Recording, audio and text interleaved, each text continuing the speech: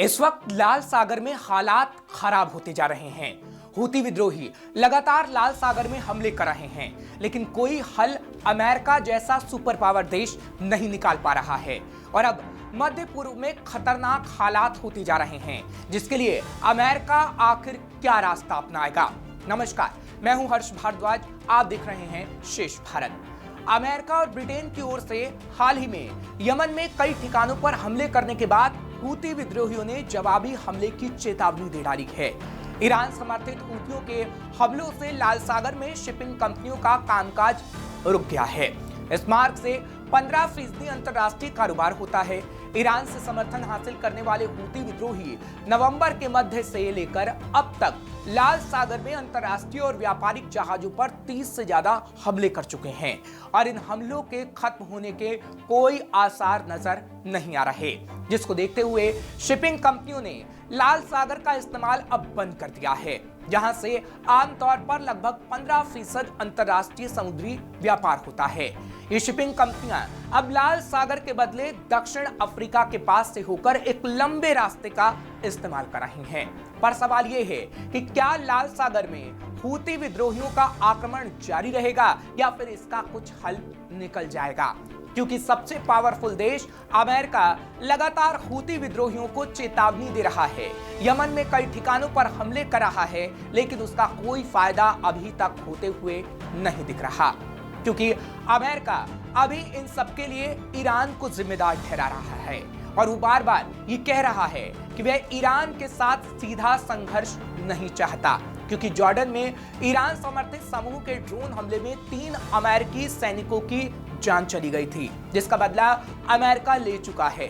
America ने हाल ही में Iraq और सीरिया में ईरान समर्थित मिलिशिया और ईरानी रिवॉल्यूशनरी गार्ड के दर्जनों ठिकानों पर हमले किए और इराक में ईरान समर्थित कताइब हिजबुल्लाह के एक सीनियर कमांडर को भी ढेर कर दिया था।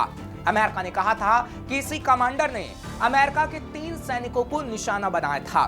खैर, इन सब के बाद भी कोई हल नहीं निकला और इस वक्त ईरान और अमेरिका के बीच ठनी हुई है, क्योंकि अमेरिका ने अभी सीधा ईरान पर हमला नहीं किया है, लेकिन ईरान की तरफ से भी ये कह दिया गया है कि ईरान युद्ध नहीं चाहता। अगर सीधे तौर पर ईरान पर हमला किया गया तो मध्य पूर्व में अपने सहयोगियों और प्रॉक्सियों लेबनान में हिजबुल्लाह से लेकर यमन में हूती विद्रोहियों तक के जरिए उसके पास जवाब देने के लिए बहुत सारे विकल्प हैं। यानी सीधे सीधे ईरान ने अमेरिका को चेतावनी दी है। फिलहाल इस पूरे विवाद को हल करने के लिए कूटनीतिक कोशिशें लगातार जारी है। हालांकि ये सच्चाई है कि दोनों पक्ष एक दूसरे को शक की निगाह से देख रहे हैं, यानी अमेरिका और ईरान। ऐसे में कोई हल कैसे निकलेगा, ये बड़ा सवाल है, क्योंकि अमेरिका कई रास्ते निकालने की कोशिश कर रहा है, लेकिन हल अभी तक नहीं निकल पाया है। फिलहाल अमेरिका बार बार ईरान पर आरोप लगाता रहा है और अमेरिका की माने तो ईरान ही इन विद्रोहियों को हथियार मुहैया कराता है। अमेरिका का तो यहां तक दावा है कि ईरान ने विद्रोहियों को बैलिस्टिक मिसाइलें तक मुहैया कराई हैं। हालांकि ईरान ने ऐसे आरोपों को कभी स्वीकार नहीं किया। अपनी शक्तियों के दम पर हूती विद्रोही लाल सागर के बड़े तटीय क्षेत्र को नियंत्रित करते हैं, जहां उनके लिए जहाजों को निशाना बनाना बेहद आसान होता है।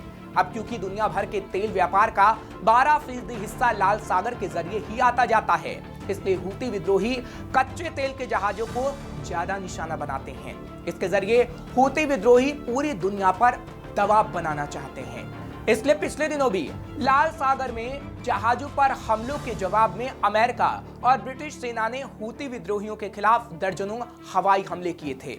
इसे लेकर हिजबुल्लाह चीफ ने कहा था कि उसने गाजा में इजरायली घेराबंदी और हमले के तहत फिलिस्तीनियों का समर्थन करने के लिए ये कार्रवाई की है, जिसके बाद लाल सागर में बढ़ रहे संकट के संघर्ष ने और ज्यादा बढ़ने की आशंकाओं को हवा दे दी थी, जो फिलिस्तीन समूह हमास और इजराइल के बीच युद्ध शुरू होने के बाद से मध्य पूर्व में फैल गया है।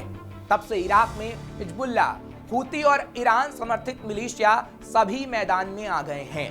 हिजबुल्लाह ने लेबनानी इजराइल सीमा पर इजरायली ठिकानों पर गोलीबारी की थी और इराकी मिलिशिया ने इराक और सीरिया में अमेरिकी सेना पर गोलीबारी की थी, जिसके लिए हिजबुल्लाह के नेता सैयद हसन नसरल्लाह ने कहा था कि लेबनान भेजे गए दूत ये चेतावनी दे रहे थे कि अगर हमले बंद नहीं किए तो इजराइल लेबनान पर युद्ध शुरू कर देगा।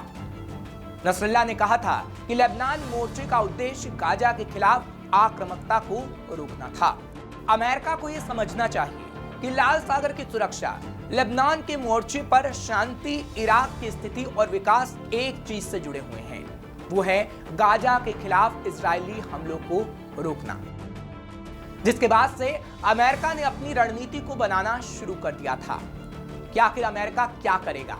फिलहाल अभी तो गाजा में युद्ध के बीच दुनिया की लाइफलाइन कहे जाने वाले लाल सागर में इन दिनों मिसाइलों की बारिश हो रही है। समुद्र के अंदर ड्रोन हमलों ने तो अमेरिकी नौसेना की टेंशन और बढ़ा दी है। हुतियों का दावा है कि वो इजराइल से जुड़े जहाजों को निशाना बना रहे हैं, लेकिन इससे अमेरिका सबसे ज्यादा परेशान है, क्योंकि हुती विद्रोही खुलकर हमास आतंकियों के समर्थन में कई बार मिसाइल और ड्रोन हमले कर चुके हैं। इस संगठन को ईरान समर्थित गुटों ने हमास के इजराइल पर हमले के बाद फलस्तीनियों को अपना समर्थन देने के लिए बनाया है। यमन में कई साल से गृह युद्ध चल रहा है और सऊदी अरब के गठबंधन वाली सेना से हुतियों की लड़ाई चल रही है। हुतियों के इजराइल हमास की जंग में शामिल होने से मध्य पूर्व और पश्चिम एशिया में हालात खराब हो सकते हैं और इसी को लेकर अमेरिका अभी रणनीति तैयार कर रहा है। पर क्या वाकई अमेरिका इसका कोई हल निकाल पाएगा, ये देखने वाली बात होगी, जो श्रेष्ठ भारत भी आपको जरूर बताएगा। फिलहाल ऐसी और खबरों के लिए आप देखते रहिए श्रेष्ठ भारत। श्रेष्ठ भारत पर खबरों से जुड़े रहने के लिए चैनल को सब्सक्राइब करें, बेल आइकन दबाएं और देखते रहें श्रेष्ठ भारत।